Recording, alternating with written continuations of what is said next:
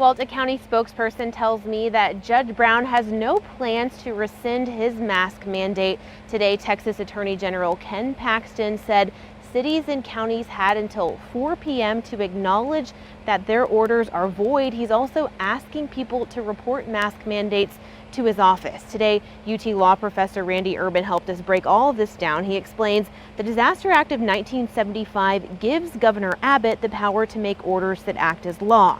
Cities like Dallas and San Antonio challenged that power, seeking to make their own local orders. However, the state's Supreme Court is siding with the governor. The Supreme Court says local orders can't conflict with state law, and that Disaster Act gives Abbott's order the weight of law. It's a confusing patchwork of orders and court rulings, leaving most people unsure of what's in effect and what isn't. So I guess technically, if you live in Austin, the mask mandate that the county and the city have is in effect. For how long, who knows? Now that the state Supreme Court has shown where they stand, it could be an uphill battle for cities and counties that are trying to keep those mask orders in place. But regardless, for right now, Travis County's mask order is still in effect. Austin ISD goes back to school tomorrow. That means today, parents were scrambling to check off items on their to-do list, including one last check of their child's COVID status. Austin ISD says it's stage 4 of these events across the district because parents asked for them. The district is going back to in-person learning under COVID risk levels higher than what forced them to go to all virtual learning last fall. At this time last year, we didn't know as much as we know this year, right? And so now we know what works.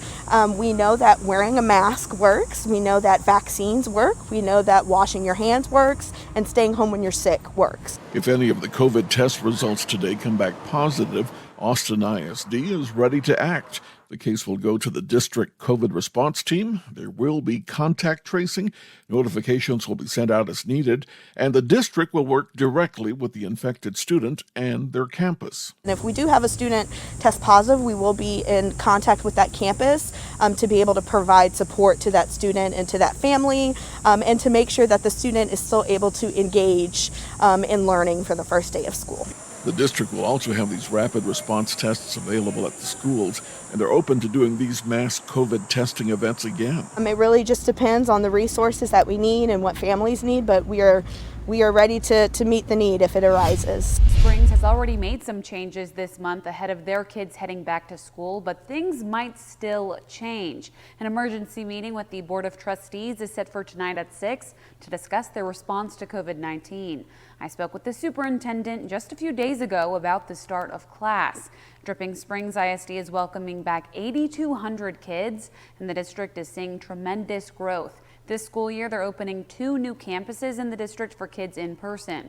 To try and combat the spread of COVID, they have cleaning protocols in place and installed filtration systems in all of the schools and buses. In terms of masks, at the moment they're optional and not required. The superintendent says the district's teachers are hard at work preparing for the semester, even with all of the unknowns.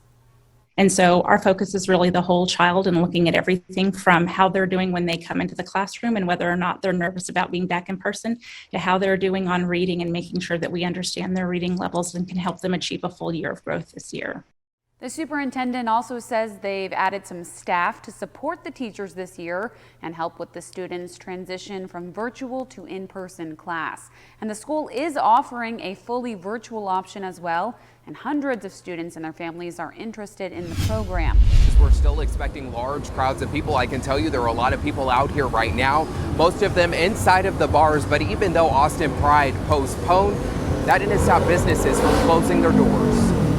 Pride flags are flying high and the partygoers have hit the streets to celebrate Austin Pride. Highland Lounge General Manager Jonathan Melendez can only find one word to describe how the night will go. Wild.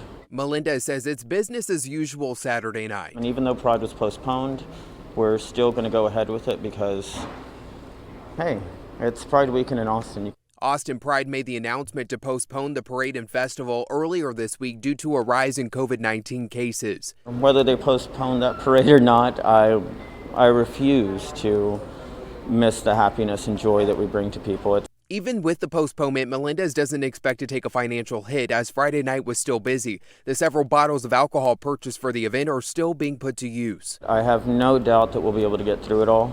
A resurgence in COVID cases didn't stop Laudy Chavez from traveling to Austin from California. She just found out about the postponement.